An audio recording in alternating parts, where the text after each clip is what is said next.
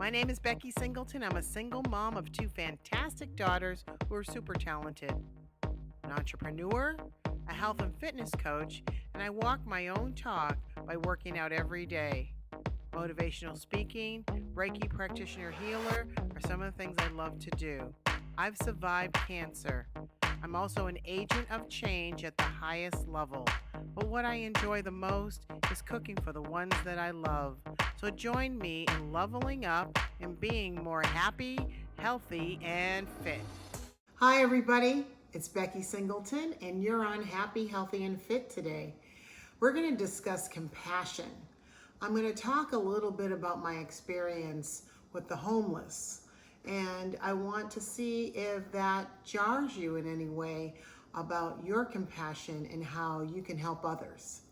But first, we have to always remember to social distance, to wash our hands for 20 seconds, and to wear our masks in public. Thank you so much. I appreciate you every day. And here we go with Happy, Healthy, and Fit.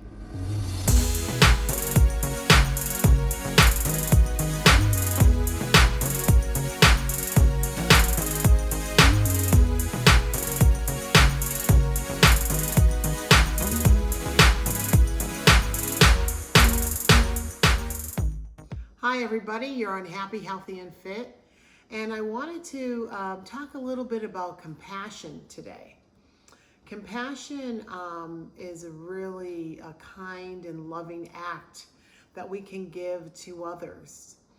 And we can really embrace our compassion to people that need support. So I want to talk a little bit about the homeless. I see a lot of homeless. And I live in Houston, Texas, but I go to California quite a bit. And both locations have a large population of homeless. Being here in Houston, I've actually befriended some of the homeless. There is a gentleman that is called Brother John.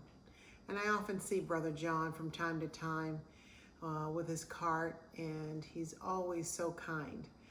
And once in a while, I'll freeze up waters and kind of buy some edibles that are easy to eat and are healthy for him. So when I see him, I often stop to give those to him. But he's always so kind. The last time I saw him was just prior to me being ill with COVID. And I did what I just mentioned. I took some waters for him and some snacks, and I also gave him some money. That was what I was preparing to do that day. And when I saw him, and I said, I was just thinking of you today, Brother John. And he said, well, I want to give you this rose before you give me anything, because I want to give to you. And it just brought such tears in my eyes after I left him, because I came that day to go and bless him, and he actually blessed me. And it's just showing him some compassion, but he also showed me love that day. I often go to California, and I was picking up lunch for a crew, and they wanted it from the special truck that sold a certain type of sandwich. And so we found the truck, and I went over to get it. We called it in. And as I was walking towards the truck, I saw this man, and I looked at him, and literally one side of his face was missing. There was just a hole in his face. I'd never seen that in my entire life before. I was a little taken back, and my heart just was aching. I just felt for him. But he said to me, can you buy me lunch? And I looked at him. I said, what's your name? And he said, Daryl. I said, come on, Daryl, let's walk. So I walked over to the truck. He was nearby the truck. Now there were probably 10 or 12 people standing around who have ordered already. And I'm sure I wasn't the first person he asked for a meal, but I was the only one who bought the meal for him. So we had already pre-ordered our food, and I said to the lady, please take Mr. Daryl's order for him and make sure you give it to him, but I'm going to pay for it. So we did the transaction, and it was just before the holidays last year. And I remember walking over to him, and I put my arm around him and said, "Happy holidays." And he stiffened up, and I realized people probably don't touch him. I don't know, I think about him a lot.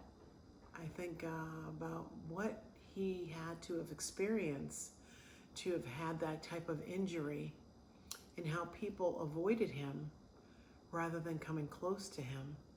And it changed me that day. I've always been sensitive to the homeless. I donate my sneakers to the homeless. I bring clothes to shelters. I one time stopped. I always keep extra sneakers in my trunk. And I saw a woman walking barefoot. And I stopped and I said, "I don't know that these shoes will fit you, but they're better than walking around barefoot." And she thanked me. I'm always very sensitive. That is just something that I think I was raised with my family.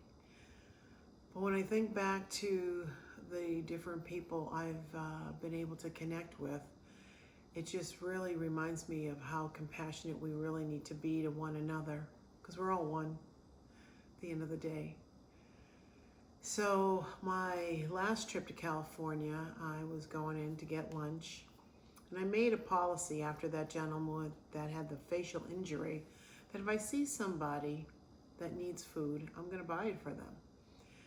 So as I was walking into a place to get some burritos and tacos for the crew, I saw a woman sitting on a bench, and I had my mask on, and I could smell her. I mean, it was hot, and she had her cart, and it was hot that day. And I looked at her and I said, "Could I buy you lunch?" And she said, "Yes, thank you." And I said, "What would you like? I'm going into this location." So she told me, and I went in and I ordered her a lunch. And I told the girl, "I'm ordering this for the lady sitting on the bench out there." And she goes, "Oh, that's so nice." So she put a little smiley face on the cover of her meal. And I thanked her for doing that. So I brought her out the lunch, and we talked for a few minutes. I actually was able to snap a few pictures.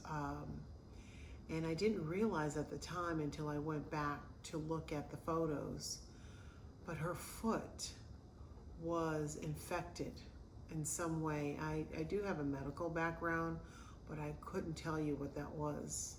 I've never seen that before. And I thought to myself, wow, we're living in a world where people are just trying to make it, just trying to survive. So I'm asking that as we come towards the holidays and things are tougher for other people, to have a little compassion to your mankind, to our human existence. If you see somebody and you feel safe, think about doing something kind, doing something for someone else, bringing some water. I happen to know Brother John.